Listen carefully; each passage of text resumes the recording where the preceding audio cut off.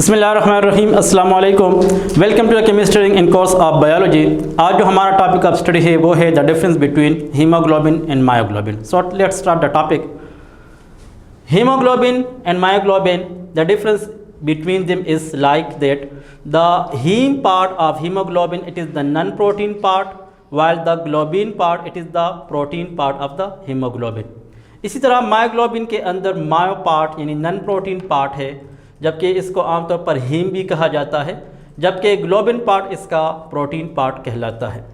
अब यहाँ पर देख लीजिए हीमोग्लोबिन के स्ट्रक्चर के अंदर जो नॉन प्रोटीन पार्ट है ये बहुत इंपॉर्टेंट है, क्योंकि इस नॉन प्रोटीन पार्ट के अंदर 4 पायरोल रिंग्स होते हैं जो नाइट्रोजन के साथ मुंसलिक हैं। सेंटर में पाया जाता है आयरन, और फिर उसके बाद ये जो पूरा स्ट्रक्चर बनाते हैं इसको पोरपायरिन कहा जाता है या हेड ऑफ द हीमोग्लोबिन कहा जाता है। इसी तरह सेंटर में अगर इसका आयरन मौजूद है तो ये आयरन +2 चार्ज रखता है जिसको फेरस आयरन कहा जाता है, और ये जो हीमोग्लोबिन बनाता है इसको फेरो हीमोग्लोबिन कहा जाता है। यहाँ पर मायोग्लोबिन के अंदर जो सेंटर में आयरन मौजूद है वो +3 चार्ज रखता है और ये फेरिक आयरन कहलाता है, जबकि इसकी वजह से ये जो मायोग्लोबिन है ये फेरी मायोग्लोबिन कहलाता है।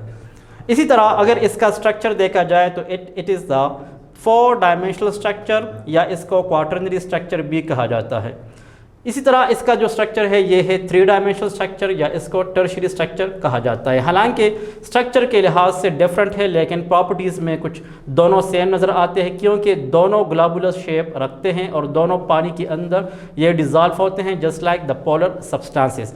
सिर्फ ये है कि ये क्वाटरनरी स्ट्रक्चर रखता है जबकि ये टर्शियरी स्ट्रक्चर रखता है। हीमोग्लोबिन देख लें तो hemoglobin they found only in the RBCs, ये आरबीसीज के अंदर पाए जाते हैं, जबकि myoglobin they are found only in the muscles, specially skeletal muscles के अंदर, कार्डियक मसल्स के अंदर ये पाए जाते हैं, जबकि ये स्मूथ मसल्स में तकरीबन एब्सेंट होते हैं।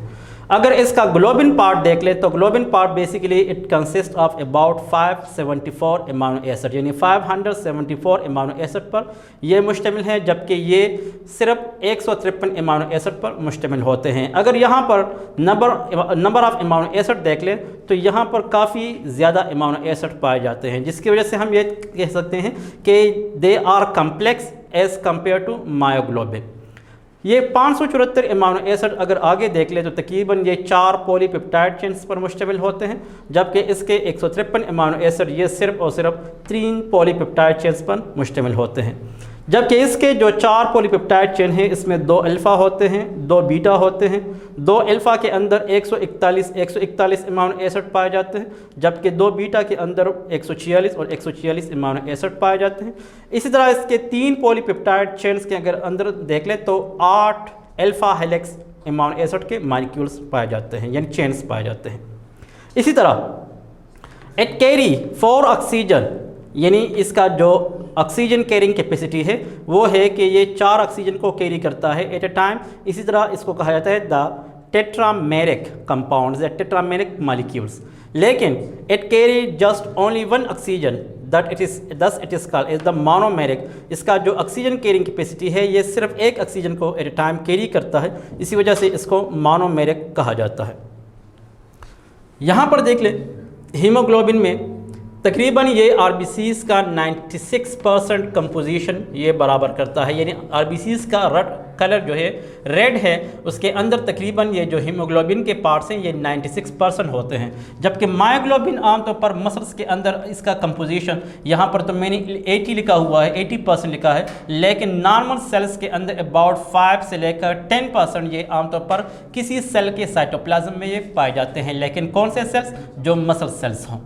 इसी तरह it only transport the oxygen, यानी haemoglobin just the carrier of oxygen, ये सिर्फ ऑक्सीजन का ट्रांसपोर्ट करता है, और वो भी आरबीसीज जो कि ब्लड के अंदर एक जगह से दूसरी जगह ये ट्रांसपोर्ट होते हैं, यानी सर्कुलेट होते हैं। It is not only transport oxygen but also store it for the future use. जिस तरह हम एक्सरसाइज करते हों तो तकरीबन हमारे पास जितना ऑक्सीजन मौजूद होता है, स्टोर होता है, वो इसी मायोग्लोबिन के पास होता है, वो हम यूटिलाइज़ करते हैं। तो जितना उसके पास था तकरीबन इसको 3 से 4 सेकंड्स या 1 to 2 मिनट्स के लिए इसको इस्तेमाल में किया जा सकता है, उसके बाद ये ख़त्म होने लगता है। It gives red colour to the RBCs। यकीनन RBCs रेड कलर के होते हैं। वजह क्या है कि इसके यहाँ आयरन कंपाउंड होते हैं और उसकी वजह से इसका कलर जो है ये रेड होता है। लेकिन ये रेड कलर सिर्फ और सिर्फ RBCs को देते हैं, जबकि it gives red colour to the muscles, यानी जो मसल्स का रेड कलर है। इसकी वजह क्या है? इसके अंदर हाई अमाउंट ऑफ मायोग्लोबिन की प्रेजेंस है, उसकी वजह से ये रेड कलर के होते हैं। It has a very complex structure, क्योंकि इसके अंदर 574 अमाइनो एसिड हैं, तो ये यकीनन एक कम्प्लेक्स स्ट्रक्चर हुआ। जबकि इसके अंदर सिर्फ 3 पॉलीपेप्टाइड चेन होते हैं और वो 153 अमाइनो एसिड पर मुश्तमिल है, जिसकी वजह से इसका स्ट्रक्चर जो है ये 3 डायमेंशनल ज़रूर है, लेकिन ये फिर भी सिंपल है एज़ कम्पेयर टू हीमोग्लोबिन।